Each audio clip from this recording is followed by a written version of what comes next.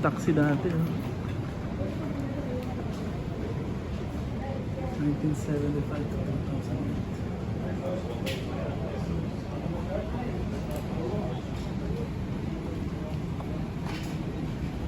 Okay guys, andito na ako sa Abu Dhabi. Kadarating ko lang. Hindi na ako nakapag-video on the way kasi madami akong bit-bit na gamit. Ayan. At nahirapan akong umalis. Tapos si Sky umiyak ng umiyak kasi may iwan siya mag-isa.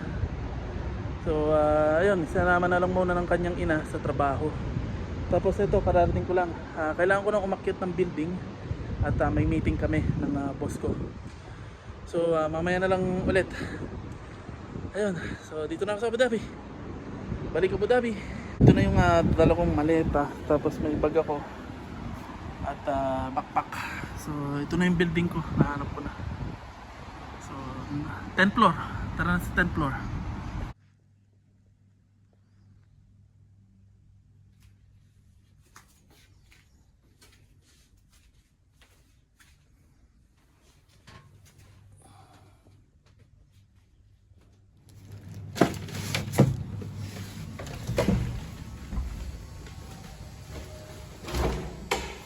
Okay guys, paalis na ako. Pasok na tayo sa trabaho kasi may meeting pa kami. See you na lang mamaya sa trabaho ko. Yan, pinakita ko na sa inyo yung kwarto ko. Hindi ako pwedeng mag-ingay kasi partition yun, may ibang tao. Bawal maingay.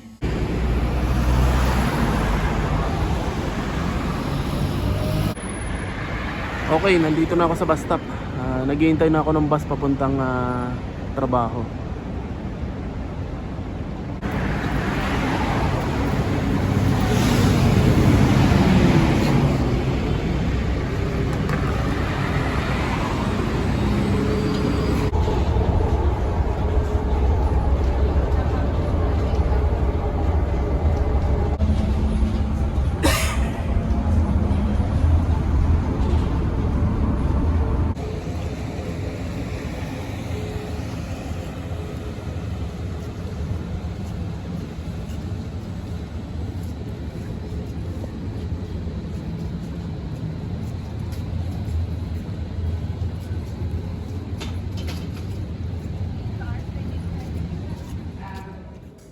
Where the sinks will be. You asked them last time there were sinks, they're still installed here.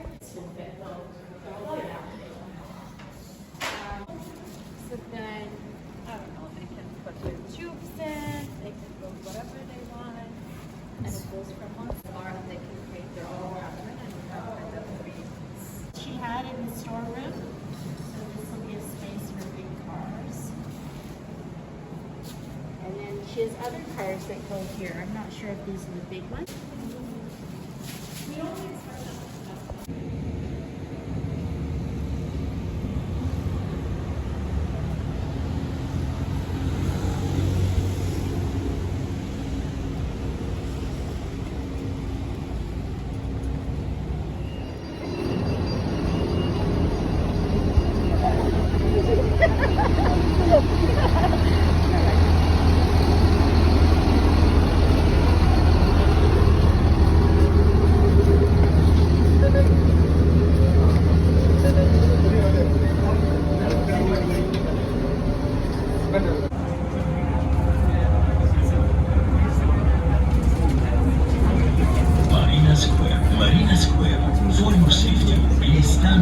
Dito na ako sa city. Tapos na yung meeting namin. At maraming pinapagawa sa akin ngayon. Mamimili ako ng stationery at saka cleaning materials. So bibisitahin ko muna yung kaibigan ko dito. Ang ganda nung bus na nasakyan ko. Electric bus. Walang ganun sa Dubai. Napakaganda. First time ko makasakay.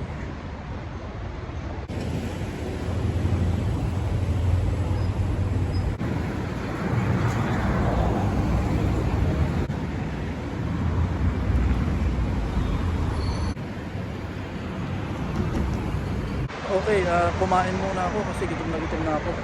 So, pauwi muna ako. Pagka-uwi ko, magbibihis ako ng pambahay and then maghahanap ako ng cleaning materials at stationery. So, magbibihis muna ako. Maghihintay lang ang bus. guys, nandito na ako sa bago kong tahanan sa Abu Dhabi. At yun na nga, kahapon,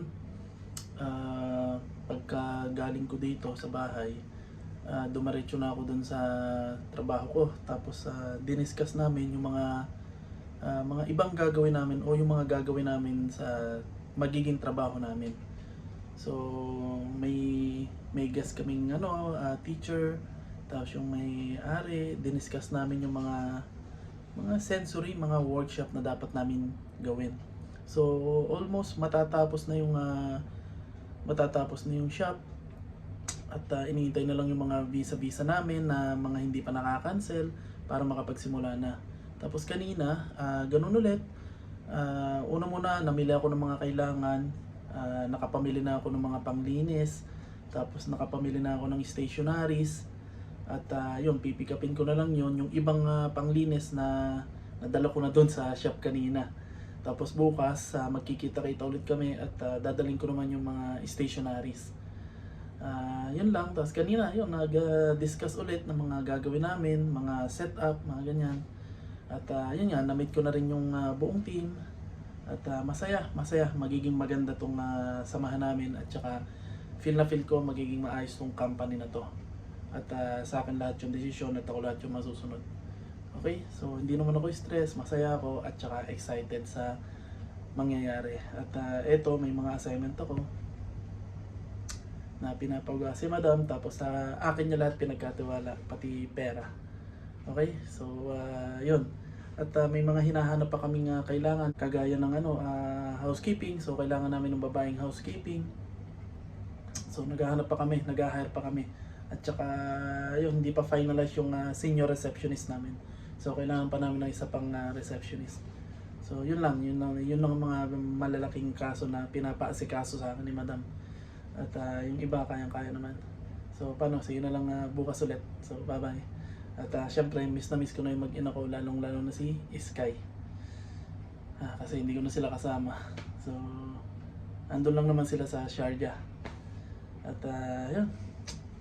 Hopefully, yung pa isang problema ko na sikasuhin kasi nakabisa sa akin si Sky. So hindi ko alam kung i-hold ko yun o hindi, pero dapat i-hold ko yun. Pero sabi nila, ibang Emirates kasi. So Dubai visa ako, so naka-under siya sa akin, Dubai visa. Ngayon Abu Dhabi visa na ako. So sabi nung iba, mag-i-start ulit ako sa umpisa. I-sponsoran ko ulit siya. At yung ginawa ko dati sa humanitarian, baliwala na yun. So mag-umpisa ulit ako sa umpisa. So bibisahan ko ulit siya, i-sponsoran ko ulit siya sa sarili kong visa. At syempre isasama ko na yung aking asawa. So hindi ko pa rin alam yung mangyayari, magtatanong-tanong pa rin ako. Kasi dito wala akong nakikitang amer eh. Iba yung mga nakikita ko. So itatanong-tanong ko pa sa government agency dito. So see you na lang sa susunod na update ko. Okay? Bye!